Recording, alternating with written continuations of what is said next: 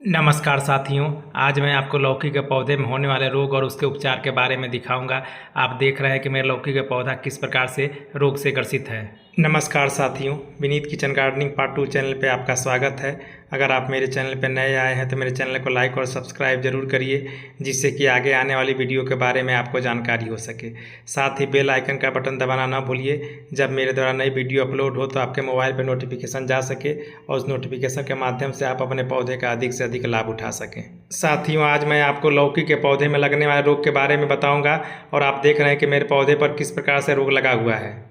लौकी के पौधे पर सबसे सामान्य रूप से लगने वाला रोग है मृदुरोमी लास्ता रोग, जिसे डाउनी मिल्ड्यू भी कहते हैं। यह एक फंगस जनित रोग होता है जो कि पत्तियों, तनों और फलियों पर धब्बे बनाता है।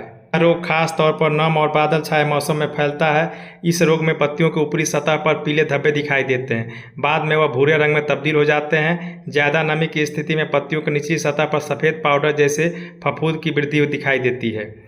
आप देख रहे हैं कि इस डाउनी मिल्ड्यू रोग की वजह से मेरे पौधे के जो पत्ते हैं वह मुड़ गए हैं और किनारे से आप देख रहे हैं धीरे धीरे पीला हो गए हैं। इस डाउनी मिल्ड्यू रोग का प्रकोप जब आपके पौधे के पत्ते पर होता है तो सबसे पहले नीचे वाले पत्ते पर होता है। जो नीचे वाला पत्ता होता है उसका किनारे वाला भाग धीरे धीरे पीला होने लगेगा और जल जाएगा। आप देख रहे हैं कि मेरा नीचे वाला भाग सबसे पहले पीला हुआ है, धीरे धीरे जल गया है। उसके बाद से यह ऊपर वाले पौधे पर जाता है और जाते जाते धीरे धीरे आपके पौधे को पूरा जला करके और सुखा देता है।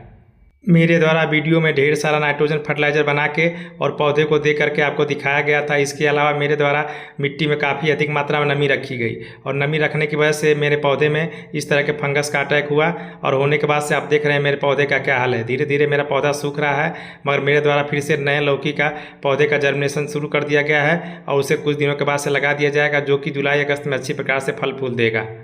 मेरे इस लौकी के पौधे को लगाए लगभग 120 दिन हो चुका है। धीरे धीरे यह लौकी का पौधा 30 दिन और देता है, उसके बाद से यह लौकी का पौधा समाप्त हो जाता है। मैं इससे पहले ही हम इसको समाप्त करके और नया पौधा का फिर से इसे जर्मिनेशन कर देंगे।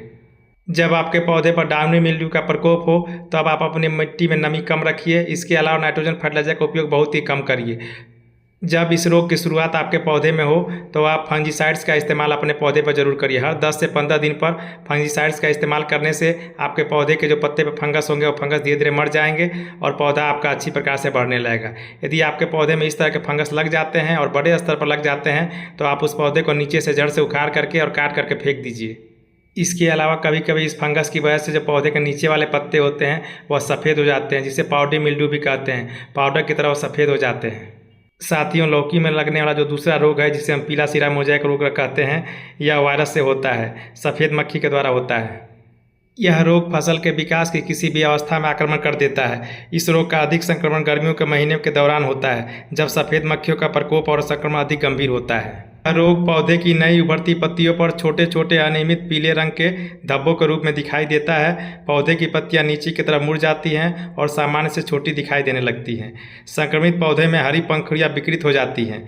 इस रोग के संक्रमित पौधे की पत्तियों पर पीले और हरे रंग के मोज़ेक पैटर्न दिखाई देने लगते हैं।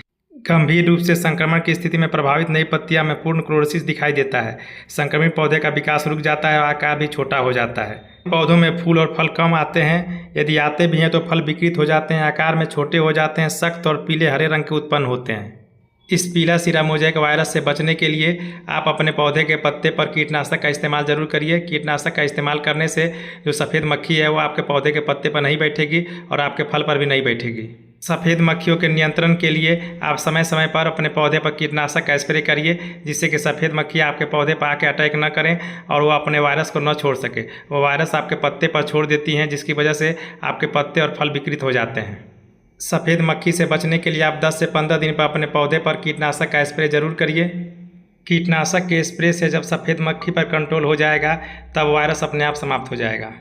आइए साथियों, अगला रोग जो लौकी में लगता है उसे फल नोक सड़न रोग कहते हैं। इसमें लौकी की जो नोक होती है वह सड़ने लगती है और काले पीले होने लगती है। लौकी के फल नोक सड़न रोग, जिसे फल के नोक के गलने के रूप में भी जाना जाता है, एक बीमारी है जो लौकी के फलों के नोक के किनारे से सड़ने या गलने का कारण बनती है। यह रोग मुख्यतः पौधों में कैल्शियम की कमी के कारण होती है, जिससे फल के विकास में बाधा आती है। फल के नोक किनारे पर भूरे और काले रंग के हो जाते हैं और धब्बे के रूप में दिखाई देने लगते हैं, जो धीरे धीरे फैलने लगते हैं और फल को नुकसान पहुँचाते हैं। फल की डंडी भी मुरझा करके गिर जाती है। साथियों देखिए, मेरे द्वारा आपके फल की नोक को दिखाया जा रहा है। यह नोक जो होता है धीरे धीरे सड़ने लगता है और गलने लगता है और काला पीला होने लगता है। इसकी वजह कैल्शियम की कमी होती है। यदि आपके मिट्टी में कैल्शियम की कमी होगी तो कैल्शियम की कमी होने के कारण पौधे के जो फूल फल होंगे वो धीरे धीरे काले पीले होकर के सूखने लगेंगे। इसलिए अपने मिट्टी में प्रचुर मात्रा में कैल्शियम की मात्रा को बनाए रखिए। मेरे द्वारा वीडियो में कई सारे कैल्शियम के ऑर्गेनिक स्रोत बताए गए हैं, जिस ऑर्गेनिक स्रोत का आप अपने पौधे पर 10 से 15 दिन पर उपयोग करके और इस कैल्शियम की कमी को दूर कर सकते हैं। कैल्शियम की कमी को दूर करने से आपके जो नए नए फूल फल आएंगे वह सड़ेंगे नहीं और काफ़ी अधिक मात्रा में आएंगे भी और बढ़ेंगे भी। मेरे द्वारा कैल्शियम के रूप में चूने के पानी का उपयोग किया जाता है। चूना काफ़ी अच्छा कैल्शियम का स्रोत होता है। इसके अलावा अंडे का जो छिलका होता है वह भी कैल्शियम का काफ़ी अच्छा स्रोत होता है। इसका भी आप अपने पौधे में उपयोग कर सकते हैं। मेरे द्वारा दी गई जानकारी यदि आपको अच्छी लगे तो इसे अपने दोस्तों में शेयर जरूर करिए, जिससे कि अधिक से अधिक लोगों को लाभ हो सके। इस प्रकार से मेरे द्वारा आपको लौकी के पौधे में लगे हुए रोग के बारे में बताया गया है और इसको जानकारी होने पर आप अपने पौधे का पहले ही उपचार कर सकते हैं। मुझे इस लौकी के पौधे को हटाना था, इसीलिए मेरे द्वारा इस लौकी के पौधे का उपचार नहीं किया गया है। वीडियो देखने के लिए आप सभी साथियों को बहुत बहुत धन्यवाद।